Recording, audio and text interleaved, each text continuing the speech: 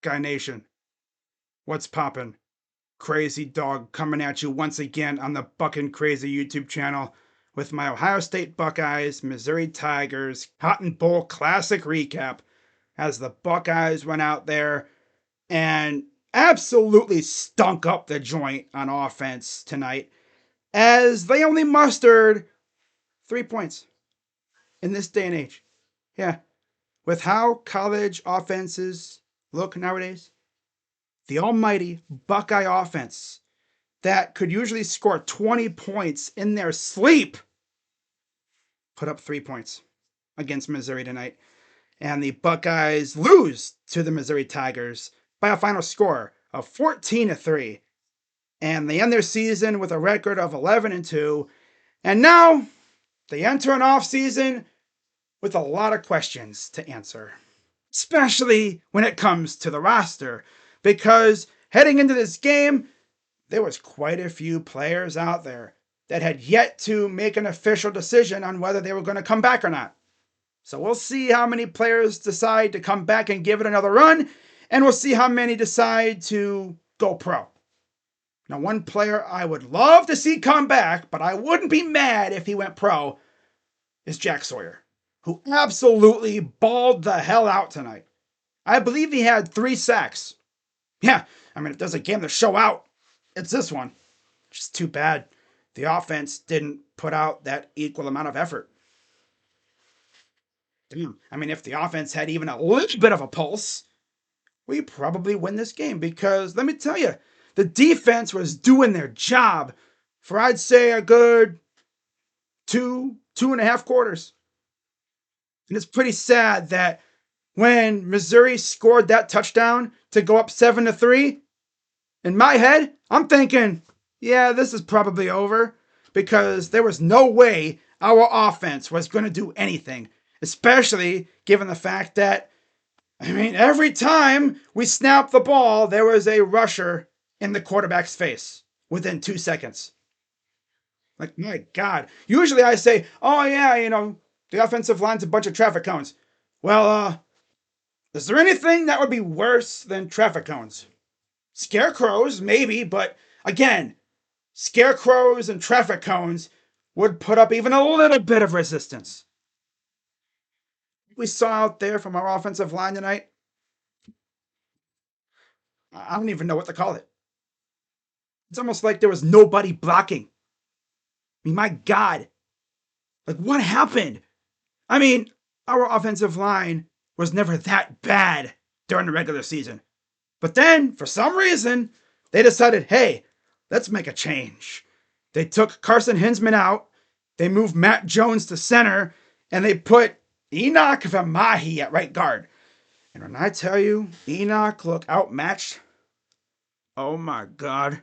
Every time you looked, he was getting beat like a freaking drum. I don't think I've seen an offensive lineman look that bad. Like, he did not look ready at all. Like, what made them decide, oh, yeah, let's put Enoch in that right guard? Surely that'll go well. It didn't.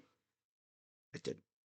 Because, like I said, every time we snapped the ball, there was a free rusher in the quarterback's face. Now, heading into this game, of course, Devin Brown was named the starter. And there was a lot of talk about the Buckeyes possibly dipping into the portal, looking for a quarterback, right?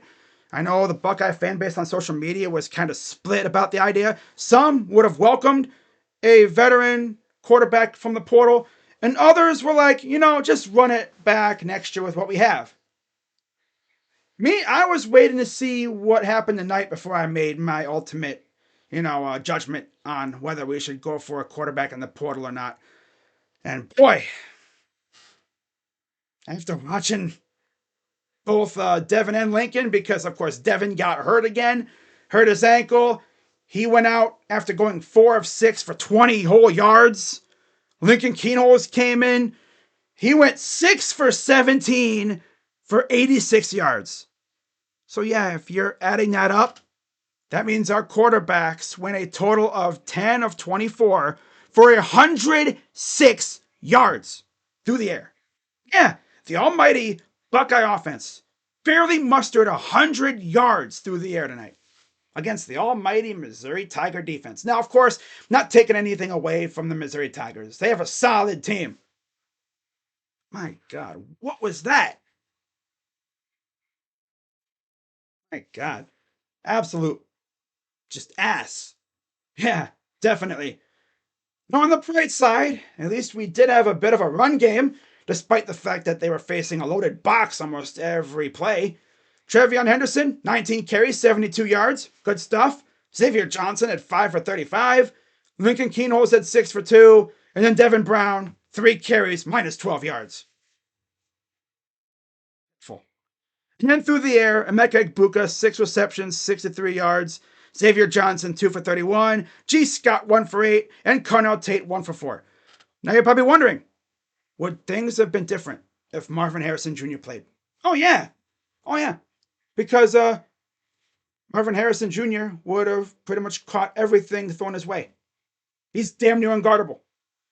Of course, the problem would have been getting the ball to him because you would have had to wait for him to run his route. Right? And in the meantime, there would have probably been a rusher or two coming at the quarterback. So, yeah, he would have been a sitting duck. It was not going to work out. I mean, heck, you watch Lincoln out there. It seemed like every time he wanted to throw the ball, he had to throw it off a back foot because there was always a dude coming at him and he had to run away from the pressure. And then he just yeeted the ball out of bounds half the time. I will say, though, at least they didn't throw any interceptions. Whoa. Wow. You know you're down bad when you're talking about, oh, that's a positive. Yeah, you didn't throw any interceptions. Ay, ay, ay. Of course, we didn't force any interceptions either. That would have been nice. Would have given us a nice jolt. But, couldn't happen. At least the pass rush was doing its thing, though. But yeah, this is going to be a very interesting offseason. Now, with that being said, let's get into my post-game observations. Number 1, offense went MIA. I already talked about it, right? We barely mustered 100 yards through the air. Like, that's sad, considering what we're used to from the vaunted Ohio State offense. Right? I mean, damn. Number 2, QB in the portal? Now you're probably wondering, what does this really have to do with the game? And I'll get to that in a minute. Number 3, defense did all it could. I mean, it almost seemed like Ohio State was trying to win the game 3-0. They were trying to pull an Iowa, right? I mean, God, if you didn't know any better, you probably would have thought Iowa was playing in this game. Like, literally, if you took the Ohio State name and logo off the scoreboard and you asked some random college football fan, yo, who has 3 points right now? They'd probably look at it and go, oh, Iowa. No, that's Ohio State. Ohio State only mustered 3 whole points in the entire game. Now, they could have had 6, but of course, they doinked the field goal. Because, of course. But yeah, the defense did all it could. But unfortunately, the offense had really no pulse. And not much you could do. I mean, when your defense is out there pretty much the entire game, because the offense wasn't doing a damn thing, they're going to get tired. And late in the game, Missouri took advantage. Yep. Now, as far as my second observation goes, here's what's kind of funny. So, during the game, I believe it was sometime in the second quarter, you go on 3.com and you see this. Yeah. During the game, Alex Gleitman, who works for on3.com, posted a prediction for Will Howard, former Kansas State quarterback, to Ohio State. Now, of course, over the last week or so, there was a lot of talk about Will Howard looking at Ohio State as a possible destination, along with USC and, of course, the NFL. And then, earlier today, an Ohio State podcaster said that he heard from a source that Will Howard actually met with Ryan Day and has silently committed to the Buckeyes. Now, I have no proof, anything like that.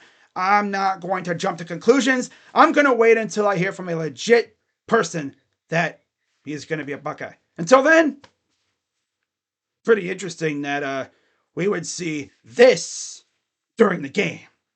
It's almost like Alex Gleitman watched our quarterback play and thought, yeah, they need a quarterback from the portal. And of course, if you go on social media and you see how Buckeye fans were talking about quarterbacks, even the last couple weeks since the regular season ended, the fan base has been split on whether the Buckeyes should add a quarterback in the portal or not. Right? Some people believe we should go to the portal for a quarterback, and some people think we should just stick with what we have. But after watching tonight's performance, I wouldn't be mad if the Buckeyes went out there and added a quarterback from the portal. I really wouldn't. Whether it's Cam Ward or Will Howard or someone else. I wouldn't hate it at all. Just add some competition. Heck, if it's Will Howard, he's a senior. He'd only be here for 1 year. Wouldn't hurt anything. Not to mention, after that, you go to Aaron Nolan. Right? Because I really doubt they would start Aaron Nolan as a true freshman. They wouldn't do that. At least Ryan Day wouldn't. I don't know about anyone else. But yeah, what else is there really to talk about? Oh yeah, how about this, Buckeyes? How about you do us all a favor and you tell some of these freaking coaches, especially a Parker Fleming, to kick rocks, right? Pack their bags. Get out of here, you freaking bum. I'm surprised Ryan Day kept him around as long as he did, with how bad our special teams was at times this year. I mean, Buckeye fans on social media were essentially calling for Fleming's head pretty much most of the season. And it's warranted, because our special teams was kind of booty this year, to say the least. It wasn't horrible, but it wasn't great. It was more or less like mid to kind of bad. Yeah. But not much you can do. We just hope that Ryan Day sees what's wrong and he decides to make changes. Now, of course, the thing with Ryan Day is he doesn't take the initiative and change things before they get bad. No, he waits until things get bad before he makes changes. It's the way he is. Now, looking at my game MVP, and honestly, who really deserves the honor, there's really one person, to be fair, and that's Travion Henderson, because he was pretty much our offense for the most part. Again, we barely mustered 100 yards through the air. At least Travion was doing his thing against a loaded box most of the time. He was out there getting good chunks of yards every run. Love to see it. And now we sit back and we wait and see if he decides to come back or not. I wouldn't be mad if he decided to go pro, right?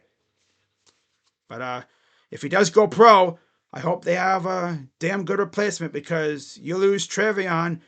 You look at our running back core next year, you got Dallin Hayden, James Peoples, and Sam Williams-Dixon.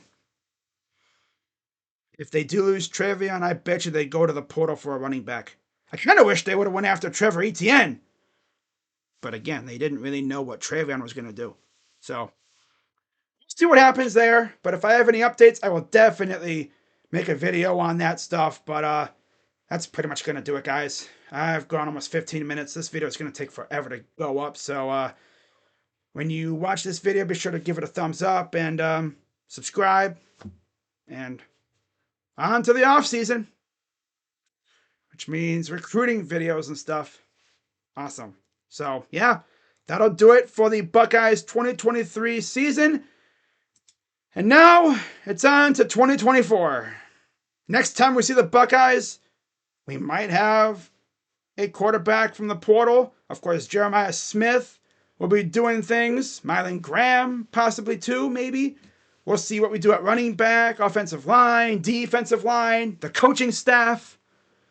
There's so many things that are probably going to be changed the next time we see these guys, but it'll be here before you know it. So have a good rest of your night. And I'm Crazy Dog, as always, coming at you on the Buck and Crazy YouTube channel. And see you guys later. Go Bucks. I'm Crazy Dog. OH. I'm out. Bye-bye.